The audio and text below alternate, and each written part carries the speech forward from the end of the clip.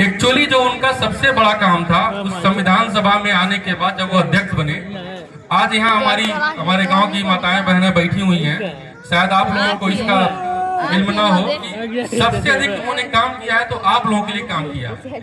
आप लोगों को वोट देने का अधिकार ये सिर्फ बाबा साहब की देन है कि आप लोग वोट दे रहे हैं। उस टाइम पे सिर्फ तत्कालीन भारत में अमीर घर की औरतें, जो कुलीन वर्ग था, सिर्फ उनको वोटिंग का अधिकार था, उनको शिक्षा का अधिकार था। लेकिन उन्होंने इस शिक्षा को आम महिलाओं के लिए, चाहे किसी भी वर्ग की हो, किसी भी जाति की हो, उनके लिए इन्होंने सामान्य किया और उसमें सबसे बड़ा योगदान बाबा साहब का है। इसके अलावा पैतृक संपत्ति में आप लोगों को अधिकार देने का जो काम है वो हमारे आदरणीय बाबा साहब का है।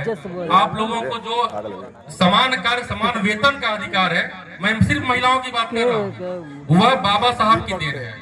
जो कार्यस्थल पे बहुत लोग नौकरी करती हैं, उनको मातृत्व अवकाश देने का काम है कि जब वो प्रेग्नेंट होती हैं उनको छुट्टी दी जाती है, जो वो छुट्टी पेड होती है, उसको मातृत्व अवकाश बोलते हैं।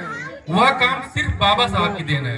तो मुझे लगता है कि इस देश की महिलाओं को अगर मुख्य धारा में शामिल करने का किसी का सबसे बड़ा योगदान है तो वह सिर्फ बाबा साहब का। मैं चाहूंगा इस योगदान के लिए महिलाओं की तरफ से एक बार बाबा साहब के लिए ताली बजे।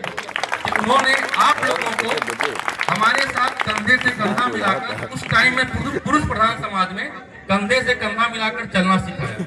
बाकी यह मुहिम आगे बढ़नी चाहिए और अब मैं आप माताओं बहनों से निवेदन करूंगा कि आपकी जिम्मेदारी है कि अपने बच्चों को आप लोग पढ़ाइए और हर घर से एक बाबा साहब निकले, ताकि जो ये तपिश है, जो ये सामाजिक संरचना है, इसका सामंजस्य बना रहे और हम सब आगे बढ़ते रहे ताकि समाज में प्यार मोहब्बत बना रहे। इसके साथ मैं अपनी बात खत्म करता हूँ। धन्यवाद।